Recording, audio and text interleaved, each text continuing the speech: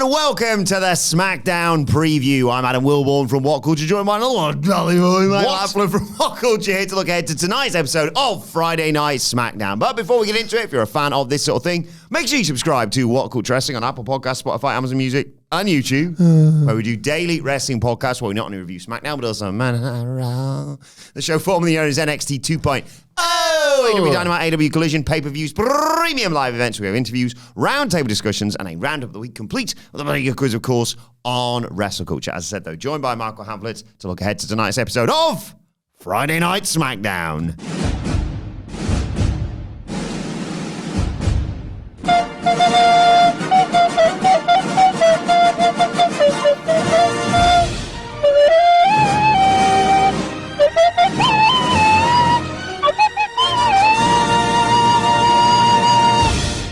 Real glad you didn't just put that one hand saluting out to start the YEET thing. Oh, we could have got in so much trouble. So many people doing that already. Get the hell off those apps. God damn, it's awful. Yes, so it's Friday morning here in the UK, of course, looking ahead to tonight's episode of Friday Night SmackDown. Unfortunately, myself and Michael Hamflett wearing the same clothes, you may notice if you're watching this on the video podcast, as we were wearing on the Dynamite review yesterday. We just went out and stayed out, didn't we? Yeah. Just went out. Look, disclaimer, not that it's probably going to matter, but we're recording this on Thursday, so if they announce the sodding Rock is going to be on SmackDown tonight, we aren't going to have a chance to talk about it, but we will talk about it on Monday, of course, when we review all of this. Can I explain why that is? Go on. It's my bad. I'm off tomorrow. Me and my wife. Today, in fact. Ooh. I'm not even here. I was never there. Flying down, it's like a kind of Christmas present to each other. It is a cool reason, this. Yeah, we don't really do Christmas presents, me and my better half, and we have very fortunately got some grandparents who are willing to help out and have the kids for the weekend, and we're going to go and do the live Taskmaster experience in London. They've sort of...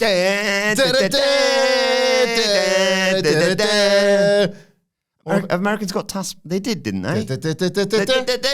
I think they did, but I don't think it was... it might have been Alex Horn, but I think it was somebody else. Yes. Oh, it's...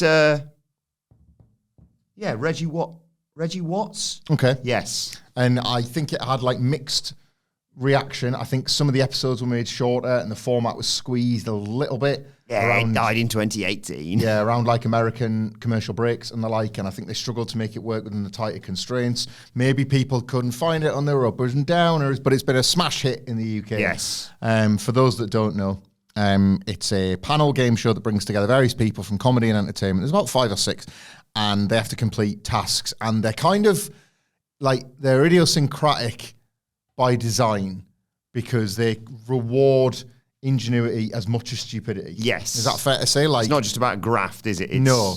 It can be old swites. Yeah. Like, it could start with, the starting point might be like, we got these paper cups here. From where?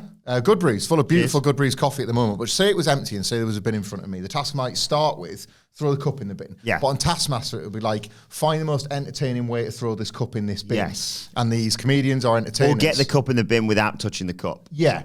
Can use whatever resources are available to them in like the Taskmaster house or wherever the setting is. They've obviously got the benefit of potential like post-production or whatever. They've got the horn, obviously. Alex Horn. They've all got the horn. We've all got the horn while we're watching.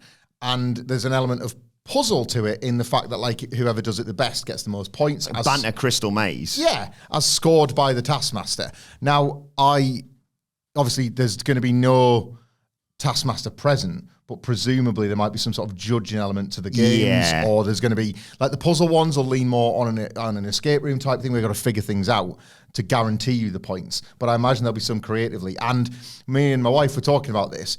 Because it's like a group activity, I wonder if you book as like a couple or as a group, you all work together against other groups, or you're sort of put into, say, 5s or 6s, and it is just deathmatch. Winner is the winner. So I might be able to come back for the SmackDown review and let you know how I got on. Like, if it's scored in the same way, or like, you know, like who finished first out of, like, not just me and my wife, but these other strangers that we might be like sort of pushed into a group with. Because you book time slots.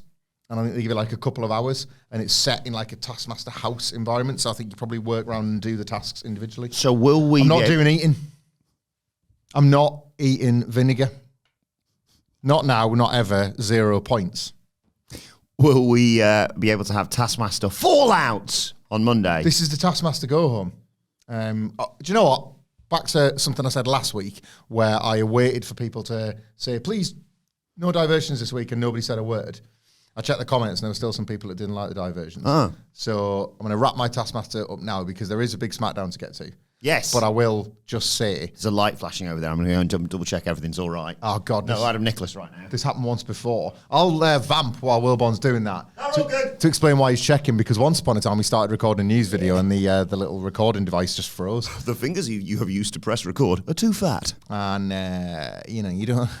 This magic right here, let me tell you, it's one and done. Yeah. As soon as we're out the studio, we cannot stand each other. They call me One Take Wilbourn for a reason. That's right, because he does one take and then he refuses to work with you for the rest of the day. One take is all it takes. I'll be Dua Lipa. Thank you very much, Brian. Do news with me. I did my friend turned 40. Happy birthday, Kev.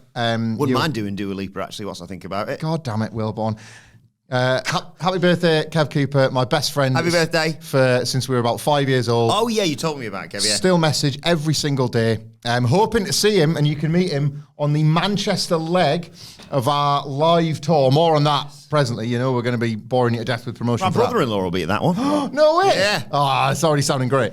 And he came up with this brilliant idea. Like, he started his 40s in style. We've got a group of all of us that kind of went to school together, so all the same age. We're all in our 30s fact, except now Kev. For the time being, yeah. And our other mate, Berger, who was kind of the oldest of the bunch. Sorry? Yeah, he's called Berger. Any reason for that? We're going to have to dive into that. Pre-nicknamed before I met him. He's called Ben. And he developed Berger at a junior school. I think it might have been something to do with him crying once. And back when we were kids, crying was called beefing. And I think it was like, don't beef Berger or something like that. And Berger stuck. I think, don't quote me on that. I know I heard about someone whose friend's called Keith, but they called him Keth because he's missing an eye. So I think friendships are important. Yeah. My mate via Sparky is called Mark. Is Spud because he's really limited in terms of what he eats, but he'll eat chips and potatoes. So it's Spud. I like that diet. Yeah, I'd go with Spud as a nickname. I've got a mate called Dapper.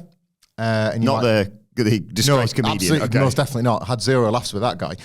No, my mate Dapper, real name Matthew. I think his wife calls him Matt. So it's like funny how different people. But I've always known him as Dapper. Again, went to the same school as Berger actually. So I meet him at a point when when you all end up at secondary school, high school. Yes. Where like a bunch of infants and junior schools come together at the same time, and you're introduced to him. Oh, this is Dapper, whatever.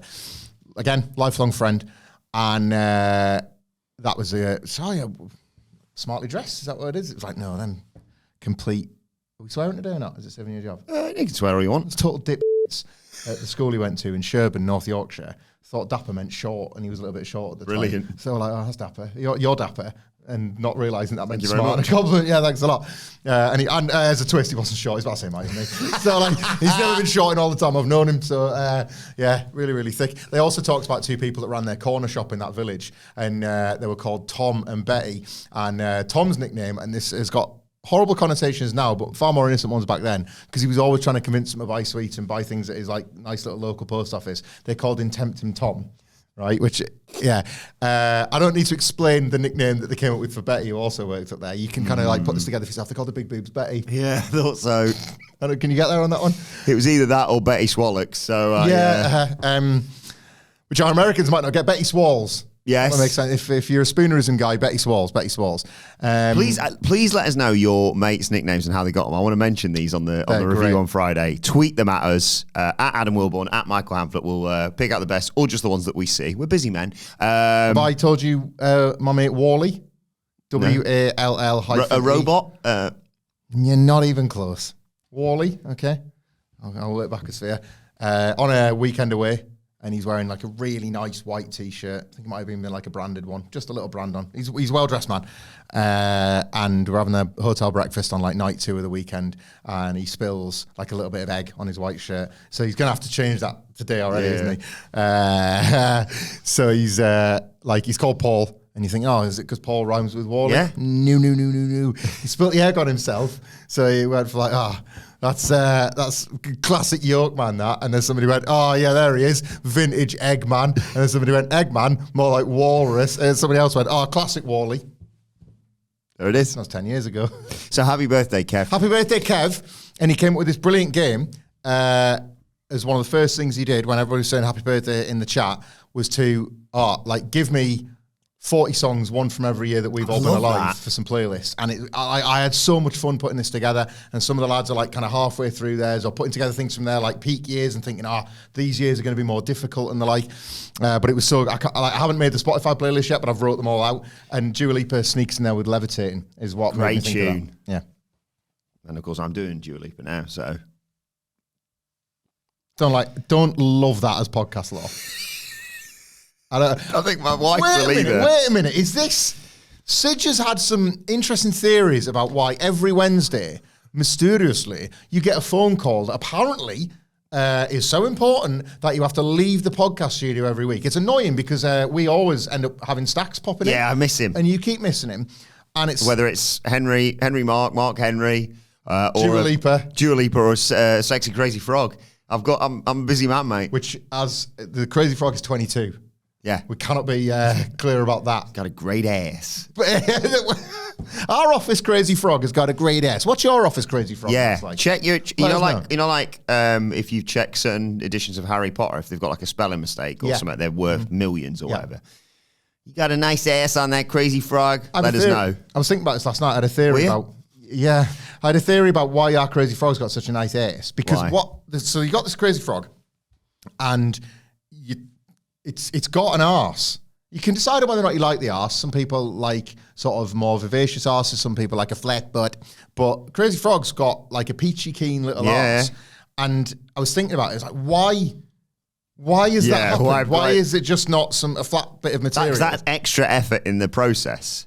Well, I think they had spare stuffing and blue material left over when the production company was like, get them knobs off now. Because the Crazy Frog was like out, of course, crazing around with his knob out for all those years. And then when the plush... I thought maybe that's inappropriate. When the plush toys are getting made, yes, it was like a novelty Christmas item, so plenty of adults would have been buying them, but some children might have wanted them as well. They're like, we cannot be doing soft toys with knobs on. So we're like, well, yeah, but we've got all this spare blue felt material and stuffing. Give him an arse. That's fine. And I think that's how it happened. That's a good theory. Crazy Frog's got a crazy good ass. Tune into yesterday's NXT video podcast to see more. And I promise you we're going to get SmackDown after this, but this feels like a nice way to thread it back.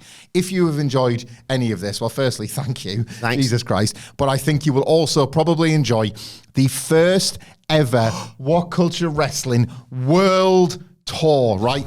We're recording this on a Thursday. I'll be totally straight with you, but you're watching this on a Friday or maybe even Saturday.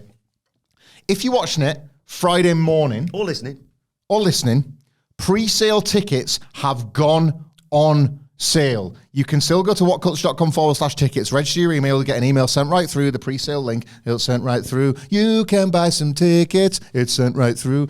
And then you can buy your tickets to any of our dates. I'll go through them in a second. If you're listening or watching on the Friday, tickets go on sale, general sale, Friday the 7th? Yes. Friday the 7th of February, 2 p.m. UK time, 6 a.m. Vegas time. I'll tell you why that's important in a minute. And 9 a.m.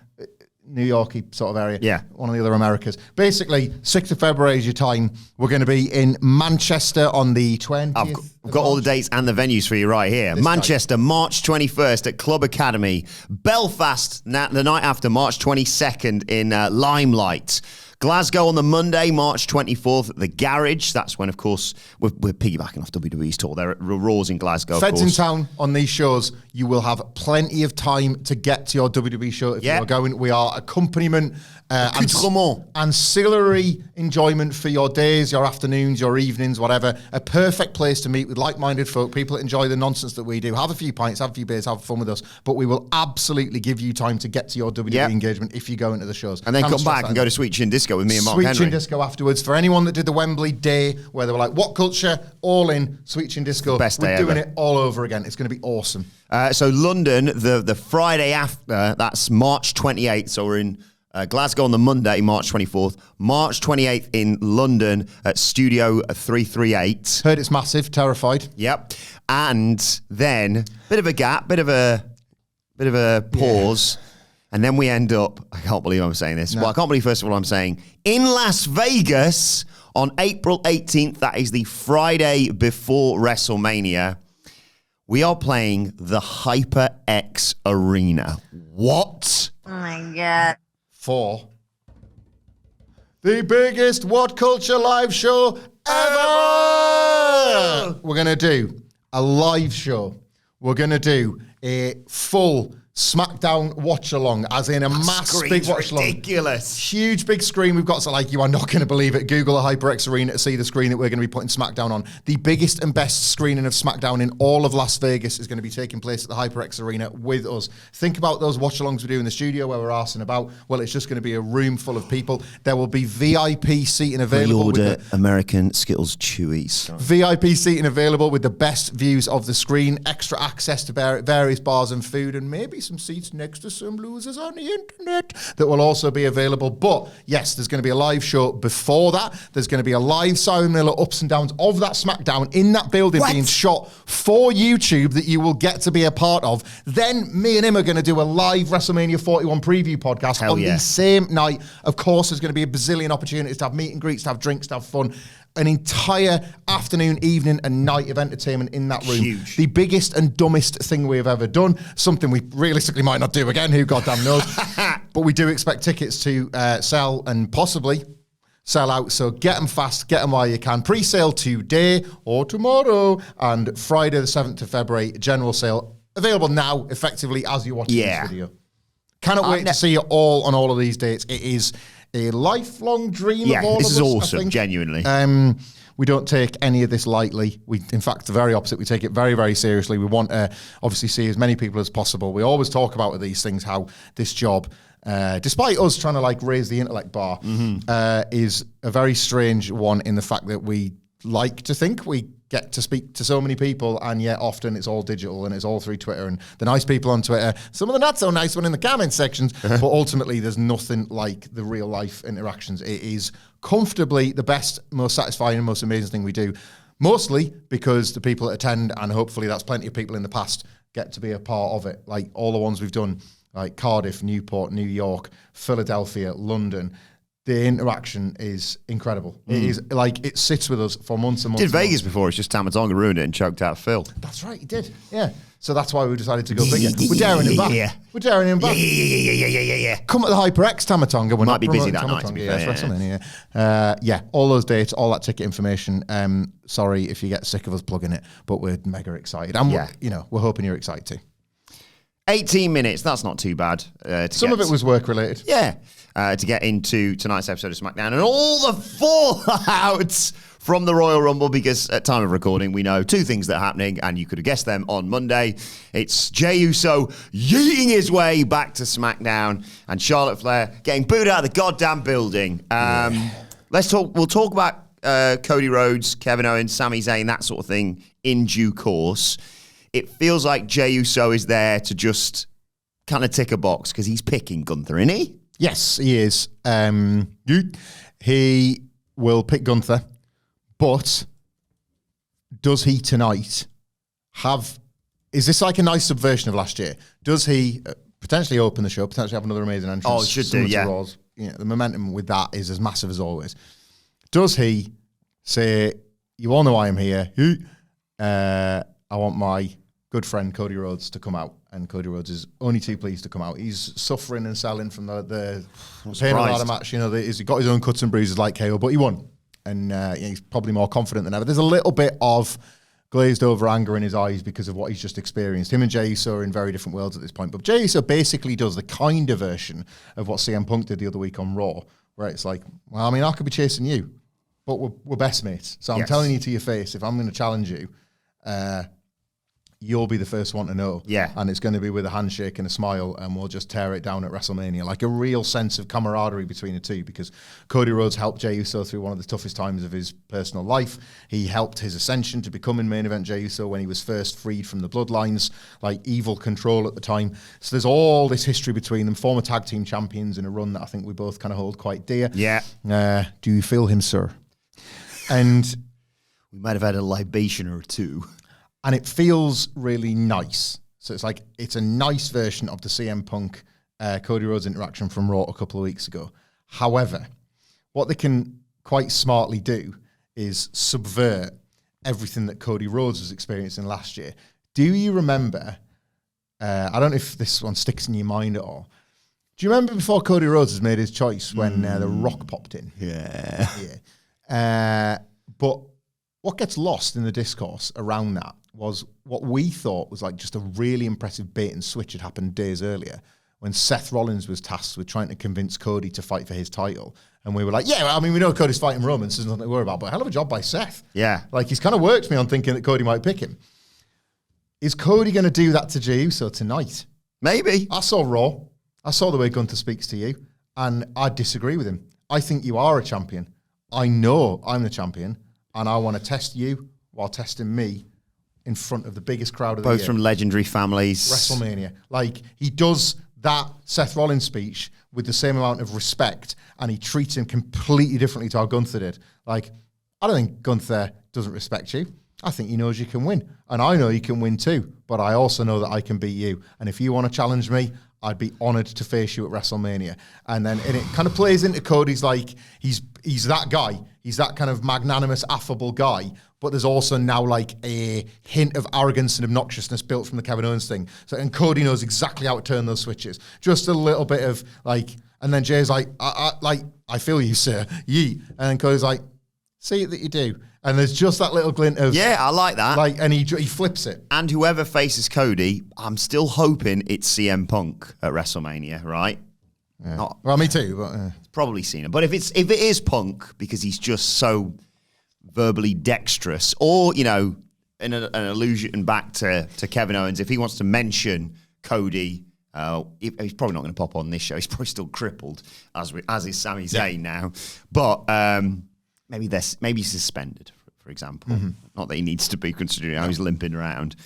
But like whoever it is, whether it's Kevin Owens who mentions this, or Punk after he, fingers crossed, wins the Elimination Chamber and picks Cody Rhodes, could even twist it and be like, I saw what you were doing. You were trying to get the easy match for WrestleMania. Jey Uso. Yeah, nice. And let's not forget, 2 weeks ago? Let's not forget how you look after Usos. When you were tagging with Jimmy, I seem to remember you left them high and dry to brawl with Kevin Owens into the crowd. This guy, I keep forgetting this, and you keep reminding me what they've set up in place here. Because they have done it twice. It's not, you know, it doesn't feel a total accident. He didn't say, oh, bollocks to you, Big Jim. But he did kind of, it was the bloodline, right? It was Fatu! So you had the tag match, and then you had the brawl, where twice Cody's been like obviously so derailed by Kevin Owens that Big Jim's been left to sort of fend for himself. Yeah. Yeah. Love it. But yeah, love it. Cody, like, for me, I said this on the news with Andy yesterday morning, regarding my WrestleMania card that I'd pick. You ain't getting it, buddy. Yeah, we'll talk about Charlotte in a second. But, like, it feels real easy. And I know there's political stuff and The Rock's always hanging over all of this.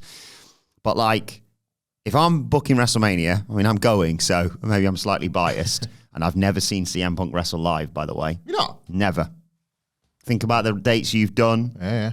And all the stuff in the olden times, you just weren't there live. Never there. I was only been there from 35 onwards at WrestleManias, and I wasn't at all in the first one because, and it was only 3.5 stars that much anyway. Yeah, much. My son was just born. It was a quiet night in the ring and backstage. Yes. CM Punk.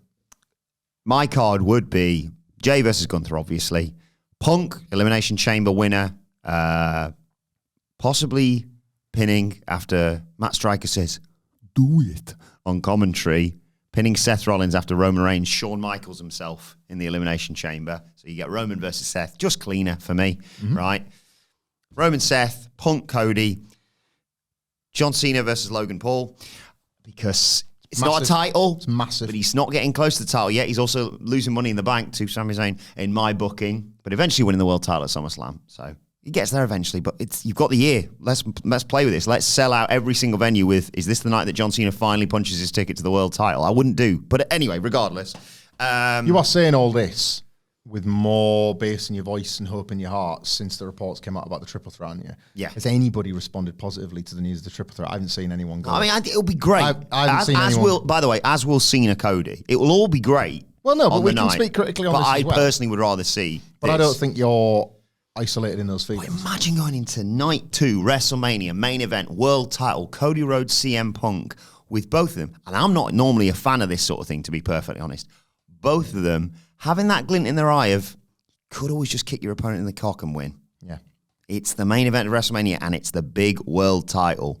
So, and you could see it from both. Both could turn heel. Neither could turn heel, but both could turn heel if you do Punk versus... I suppose you could do that with Cena as well, but come on. We also haven't factored in Punk's favour. Like, what version of the favour ends up with him in a three-way? Yeah. Like, I think... I have no reason to doubt the latest. Like, that is getting... But then... I was going to say, that is getting put out there, not for a reason, but it's getting put out there with a sense of gravitas behind it. It's like somebody knows something. It's like out it goes to the outlets, and a lot of outlets are reporting it and from different sources and whatever. But is there a version of that, telephone, telegram, telewrestler, where it's getting out there because they get to use it as a public pulse check, and the public pulse goes... That's freezing cold, in fact. Yeah. And then everybody says... And then everybody goes, rethink. It's so exciting. Because it was did I not say this on Monday? That was the first thing I thought watching that brawl. Was like, Seth Rollins has worked his way into a triple threat here. It would not have been as hot as it was without them thinking three-way. That was my first instinct watching that brawl. I was like, those stomps have just killed Roman Reigns. Punk is raging with him. This is like, they've made this as heated as possible between 3 instead of 2. That doesn't happen by accident. What are we doing it? And so that's why I wasn't surprised. But... who ever wants a three-way over a singles? And that's... And I just think it makes the most sense of Punk wins the chamber and goes, I don't have to deal with you two losers now. See you later. Roman comes back from this concussion and says, right, this is it. We're finished here. We will never fight again or whatever you want to do. Me versus you, Seth, at WrestleMania. One more pitch. Oh. One more pitch. Night 1 main event. Gunther versus Jey Uso. Oh my God. Main event Jey Uso for the World Heavyweight title. Undercard. Roman, Punk, Seth. Winner fights Cody on night 2.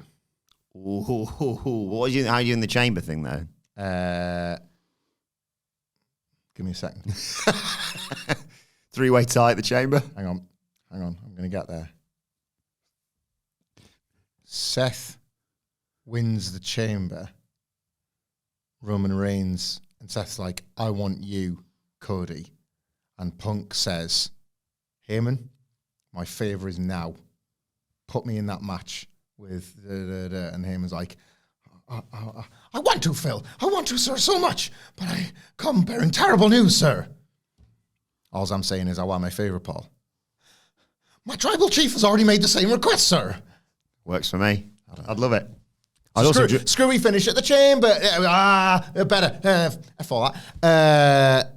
The chamber is won by Kevin Owens. Jesus. But Sami Zayn brutalizes Kevin Owens, and then he's like, oh, well, we'll fight instead then. I'll put my title shot on ice. I don't know, I'm making it up as I go along. But imagine that 3-way for number 1 contenders match. I'd love it. Next night. I think it's really, really imagine exciting. Like Seth saying, you only got started on this journey back because you fought me. Like, remember Hell in a Cell, and you only won that belt because of me. I was your ultimate human shield. I deserve this title shot. And Roman being like, 3 WrestleManias, 3 years, something's got to give. Me and you, one-on-one, one last time. And then CM Punk's like, it's me and you, mate. Like, you might like imagine all 3 getting to have their pitches. All good stuff. It is all good stuff. I think I've done it. I think I've cracked it. WrestleMania's back on. Let's go. Bum, bum, bum, bum, bum. I was born. Listen to it on the walk-in city. Yeah, it's on my Good Wrestling Vibes playlist. Which now includes, as of last month, Von Dutch by Charlie XCX. Nice. Because it was on and on and on, Royal Rumble. It was like, have you got Fiend? Yeah, already love it. Already going, yeet. Oh my God, yeet. That's how it goes. That's how I'm just singing it. With regards to the other Royal Rumble winner, oh boy, Charlotte Flair. Too much fanfare, not much cheering. Won the Women's Royal Rumble, punched the ticket to WrestleMania, came out on Raw, got booed out of the sodding building. The match, by all accounts, unless they pivot and think we're really going to make you a heel, and they do, which would be class, Rhea versus Charlotte. They were sounding it out, weren't they, on Raw a bit? They aren't doing Charlotte versus Julia as much as they tried to tease that on Tuesday. But the general consensus has always been Charlotte comes back, wins the Royal Rumble, and fights Tiffany Stratton. Now, the reports, the dirt sheets, right, were saying We're aggregators, it's different. Okay, yeah, got it. And I'm a journalist, the only one. We're saying Charlotte Flair had sort of wanted a different match, and they were like, no, this person, who could that possibly be, is already planned for something else at WrestleMania. She's like, I'll have Tiffany, but I'm the babyface. No, you're not. Never. But there is money in it. I think it'd be one of the best matches over the weekend if you did Tiffany Stratton versus Charlotte Flair. And it's real simple. Like, the fans like Tiffany. Yes, she's great at playing heel as well, but the boss is back in terms of playing the best heel. It's Charlotte Flair. I'm not saying necessarily tonight because they kind of like to let these things roll on a bit. Yeah. But will Charlotte Flair choose Tiffy time? Well, first of all, I want to say I agree with you on the potential of that match. I think their chemistry, I think like Tiffany Stratton's a low-key hard hitter. We've kind of tracked that from the very beginning. She's got a bit of lore in beating / working extensively with horsewomen and how she's like trying to surpass them. And Charlotte Flair, as we've talked about a lot, like at length, until proven otherwise, goes on the biggest stages. Yeah. So like I need like several Turcarinos from her before I won't buy into a Charlotte Flair big stadium match. I think Triple H has been springing a bunch of traps for Charlotte Flair. I'll tell you that, right? I think he had a bit of Booker's instinct on this. And I believe the stories about Charlotte Flair saying, I want that and I want to be the babyface. And I think Triple H has heard that and he thought, you got it. You got it. But then, have you noticed in the past 2 or 3 weeks ahead of Charlotte Flair's return, like Tiffany Stratton was babyface leaning. She was like pallying with Rhea Ripley last week. Like they've made her the babyface in the kind of version of the story with Nia Jax. She beat Bayley clean in a super competitive match where it was just, she won the belt in a smart way. Like the cash-in was just clever. And then she beats Bayley in a sort of, I am the better woman. Yeah. Again, another horsewoman, woman dispatched. All of this is You're the last one. Yeah. For now. For now. The tone of the Tiffany Stratton character, other than the relentlessly annoying Tiffy time stuff, has been babyface leaning. Like Nia Jax beat her up last week, didn't she? Just heavy heat. Oh, it was of course, a 2-on-1 with her and Candice LeRae. I think that's trap one set by Triple H. So he's already started to build in the fan support before Charlotte Flair's returned. Trap 2 was sprung on Monday when he's like, yeah, go and do your Rumble promo. We're going to send Rhea out there, but you know it's only red herring stuff. Why's your nose so big? You're lying. That's always been this big. But it's like, just red herring. It's Rhea Ripley. It's her and you. Yeah, worry about things, Charlotte. Trap number 2 has been set, right? Trap number 3, go to NXT. Like, all you need to do is say it's the best women's division in wrestling. They'll love you for it. And he's thinking, he's going to Sean, they love Julia and Bayley and Roxanne Perez loads more than Charlotte Flair. They're not going to respect her at all, right? Final trap is her first meeting with Tiffany Stratton. The Tiffany Stratton that has had 4-5 weeks of like babyface fire underneath her, and the first time these two characters come on screen in something of a like fantasy booking / inevitability that we've all manifested of current queen versus the queen, and the fans will make the decision. And with all 4 traps sprung, Triple H has been like, Charlie. We tried, Charlie. We're doing everything we can. Woo! We're doing everything we can. Love you to Dad. Woo! But evolution, if you don't think too fast, evolution's going to pass you by. Woo! We've done everything we can, Charlie. And she's going to be like, you know what, Paul? Can I call you Paul? We're right. You're right about it. I've made a call. What's the call, Charlotte? I'm thinking I turn heel. Whoa. No way, I couldn't see that one coming. That's just too big. Sean, she took the bait. What was that? No, then evolution going to pass you by. And Charlotte is a mystery. Charlotte Flair accepts the heel role that she is born to play and brilliant at. And then it's like, it's a pick 'em with Rhea and Tiffany, and the way that they were starting to tell the Rhea Io story, like on camera rather than in our brains this week on Raw. Yeah, it's not like me saying Jordan Gray should fight Rhea, which he should, but it's not happening. They're actually planting the seeds now. That probably gets you to Charlotte Tiffany with the alignments set correctly. I would also, sorry, just dead quickly, I would put Tiffany over Nia at Elimination Chamber conclusively to wrap that up and give her a really impressive win. Like Nia goes to the Annihilator, Tiffany moves out the way and like German suplexes her or something. One of those spots where like you're left thinking about it at the end of the show that like gives Tiffany just a Sky Dome pop, you know? They're not doing this, just on this, they're not doing, I don't think, this. Actually, let's have a look on the old... they're not doing certainly not in the men's, if we're using that as a blueprint. They're not doing the last 6 or whatever face each other to qualify for it, because Finn Balor's in a qualifier, and he was eliminated at 18. Yeah. John Cena just was like, I'm in it. Yeah. So Dirty Dom's nowhere near qualifiers and what have you. Nevertheless, the last SmackDown person, if you're not including Charlotte Flair, in the Rumble was Nia Jax. If she faces the other SmackDown person who was eliminated last out of them, and Nia loses that, or they do something to set up, Nia's, all right, you're out of that. Tell you what, here's actually, these have just gone on completely on the fly. Nia, you were the last SmackDown person in the Royal Rumble. SmackDown GM, I can't remember what his name is, says they have some match maybe, but Nia works her way into a title match, basically, which, working her way back up, right? And they're not necessarily using this, but it would be a really good bit of storytelling. If SmackDown GM, can't remember what his name is, goes, okay, Nia's out of it. You've got like Roxanne Perez, Nikki Bella, who might be coming back full time. That'd be exciting. Yep. And Louise is very excited about that. That's good. Yeah, Bayley, Julia, Liv Morgan, Michael Hamflett, who were the last two SmackDown women not named Nia Jax in the Women's Royal Rumble. I'll give you a clue. Was it Bianca Belair and Naomi? There's a button for this. Bingo! They face each other for a spot in the Elimination Chamber. Yes. Jade's coming back. She's coming back. Somebody's going to be... No way! So good to see you! Hey, you're here! What are the chances? Get her a drink from somebody's just here. That New Year's Eve video with that couple. Yeah. You've come to spend New Year's Eve with me? You came! You didn't come here! You didn't tell me you were coming! I didn't know you wanted to wrestle at WrestleMania! What also, if the other thing I was going to get to was Tim Stratter talking to Charlotte Flair saying, I want you to pick me too, Charlotte. I want to prove myself against you. I've already been to for Huswoman. And let's be honest, with regards to WrestleMania, I am the money match. Yes. It's definitely got a throat infection. Don't know. It's her, Izzy Dame. It's all of the above. It's all good stuff. Yeah. It's all good stuff. He's a very good impressionist. Yes, I agree. He and Harley Cameron should be some sort of double act. I think so.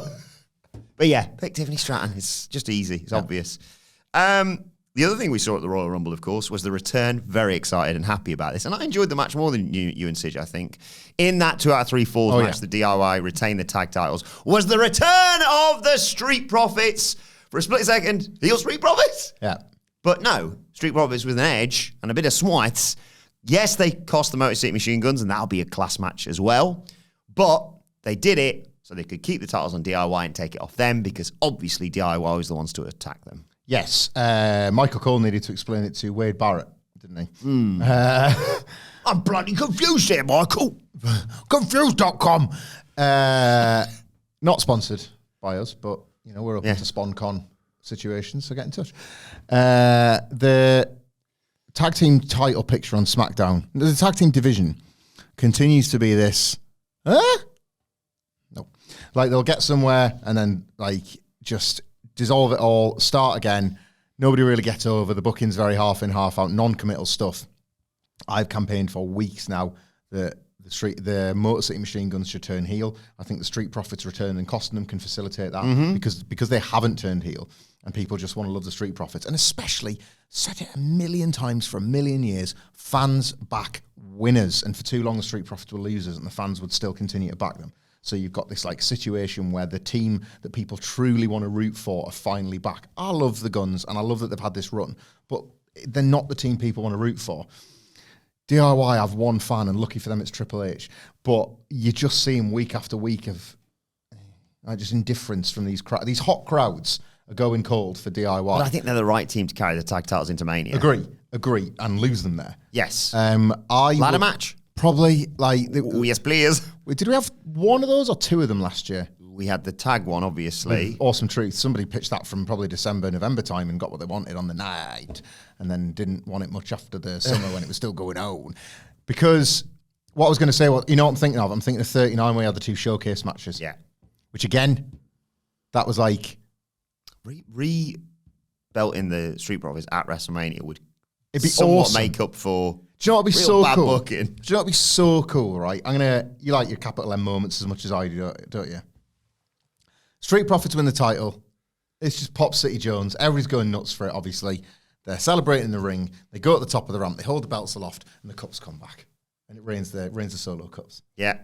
And that feeds right directly into Jey Uso's entrance for the Gunther match. No, I was going to say it feeds directly into facing the bloodline because Jacob Fatu's off the side of the stage going, I love you, Solo Cup. And then the Where's he, by the way? Yeah. Solo just not in the Rumble. Oh, well. Jacob Fatu's here. Yeah.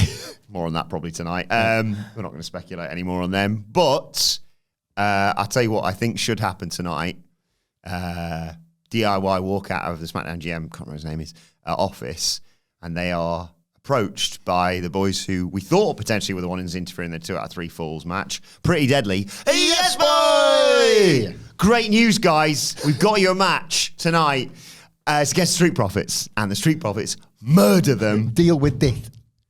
Just, bring back the crutch if you want, even though there's barely anything left of it. And if you beat the Street Profits, you're going to get the shot. And then you could have Street Profits. You could have Pretty Deadly push DIY off the ladders at WrestleMania. Like, they don't win. Yep. I know. I'm thinking the 2 ladders because it was both belts, wasn't it? It was splitting the belts back up for the first time. So you had all they had the Philly Street Fight as well. Let's not forget. Yeah. Gotta have some nonsense. Each night's bullshit. What's it gonna be? Each night's bullshit. Wait and see. One final thing to talk about, though, ahead of tonight's, episode of SmackDown, and that is the return of Alexa Bliss. She obviously got a huge pap at the Rumble. I myself had said in the build to it, I reported she was coming back because OTJ, baby. Wasn't fooled by her with a picture of her child or Jordan Grace going to her mum's birthday party. Yeah. I did like the memes of like Jordan Grace's mum, like, happy birthday to me, just sat on her own. Yeah. But I said in the build that possibly I'd prefer her to go back and be, singles title Alexa Bliss, and that could happen in due course. But all reports seem to be she's coming back. She's coming back to SmackDown because of the Wyatt Six. She could well join them, and I like that a lot more than I did, I'd say, last week because of the interaction with Liv Morgan, Wyatt Six versus Judgment Day at WrestleMania. That's nice. That is nice and clean.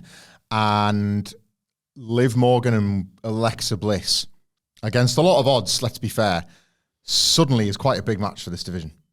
Like, returning star versus maybe one of the biggest currently, not maybe, one of the biggest stars currently in the division, in Liv Morgan. So you've sold me on 2 separate things there because I like the group match as much as I like the singles stuff between the 2 of them.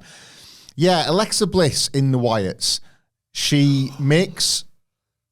I've just had an unbelievable thought. Well, hit me with it, mate. Right. Because I was just thinking, I was going through that. I was like, the numbers actually don't work there, do they? Because Wyatt 6 is now 6 with Alexa Bliss being added, which makes it easier for Nikki and Alexa. Nice, that as well. Women's tag belts again. They've been tag team champions before. Yeah, Nikki and Alexa, and obviously Raquel and Liv. We'll leave the Diesel run till later, I suppose. Yep. But then there's, in the words of Skepta, I think, too many men. Because you've got Dexter, Joe Gacy, Eric Redbeard, Eric Rowan, and Bo Dallas. But you've only got 3 in Judgment Day now. Finn, McDonald's Dom. not coming around anytime soon, so it's JD. Yeah, I suppose he could come back. He might come. Fingers crossed, he might come back in time. Carlito, he can just have one of the Wyatts on the floor, man. Howdy can stand on the ramp. Never mind all that. Actually, booking the match. Oh, sorry. Right, good. Yeah. So, Carlito, like you say, has Carlito got a thing? Like, has he got a thing that he, I don't know, carries around? I can't. Dragon fruit, I think. No, it's not that. It's not banana. No, different. Single grape. I spit in the face of people that don't want to be cool, but they don't really feel anything because it's just a grape. I spit in the face of people who put seeds in grapes, you weirdos. I choke in front of somebody who wants to be cool because I swallowed it whole. How do they make sure grapes don't have seeds? Do they have someone go in there and individually take out this? How are they doing that? Seedless grapes? Yeah, how are you doing it? How do you do it? Do you cut the balls off the grape so that when you can't reproduce other grapes? What's going on? I like this question. Let's discuss this further. Let's go into this. Grape got the snip? Well, when I went and had mine, it wasn't like it was like, be more grape. So we've operated on many grapes. You'll be absolutely fine. I mean, they did say that to me, but I just felt insulted personally. It must be how they're grown, right? But then I would say, seedless grape growers, up your game.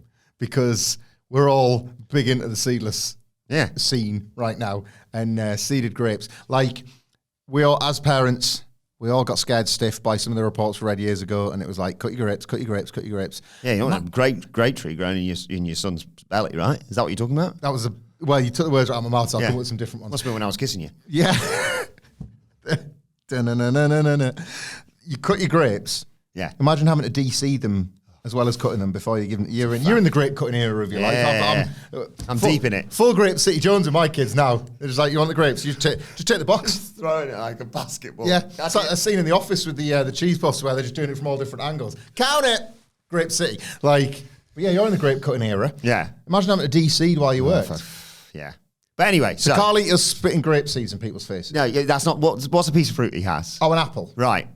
Is there an animal in the animal kingdom that works well with an apple in its mouth?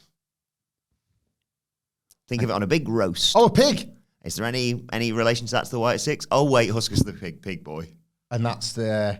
I don't know. The extra man. Just a thought. I don't think about extra man. Doesn't matter about all that. Just shove an apple in Husker's the pig boy's mouth.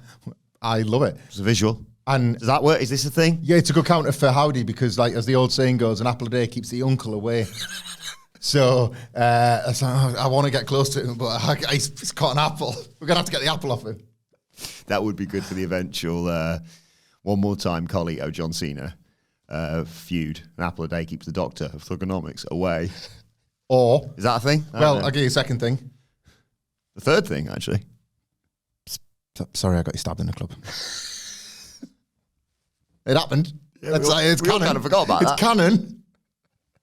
So I'm really sorry. I'm sorry about Jesus. Really sorry about that. Jesus could come back. I had nothing to do with it in a way. But yeah, Alexa Bliss and the White Six. About Jesus coming back, I think. And it's WrestleMania's around Easter time. For God's sake.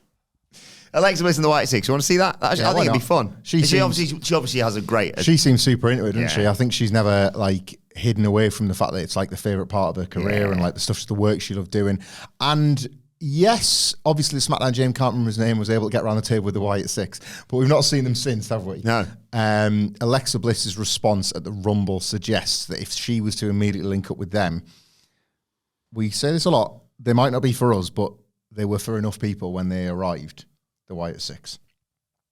That reaction at the Rumble, plus what people feel in their hearts for the Wyatts, could make some pretty big moments. Plus Lily. That's back. They're going to merchandise the hell out of that. Yeah. Still got a button for that? I don't think so. I might have to bring it back. Got any creepy buttons? Got any creepy dolls? Pay attention, please. Bring Scripps back while you're at it. Yeah. You're going to bring that button back. Can you make a few phone calls? He can even up the numbers. He can just be in the Judgment Day. I think Scripps is kicking around in the Indies. I've seen some stuff you do. Look class. I'd love to see him work Bloodsport. Bumped into a Wale Mania last year. He was a lovely man. Yeah. Really nice. Strikes me. I've never met him, but he strikes me as such a cool guy. He's a fan. He's a fan. Our stuff. Yeah, he commented on our video. He told me when we first started talking about him being the sommelier. Yeah. Lovely man.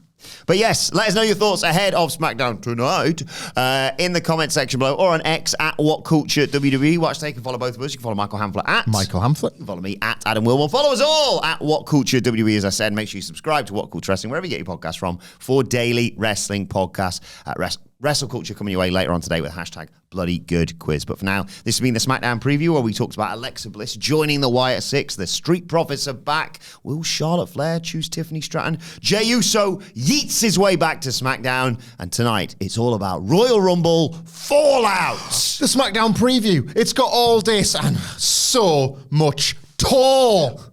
We'll see you soon.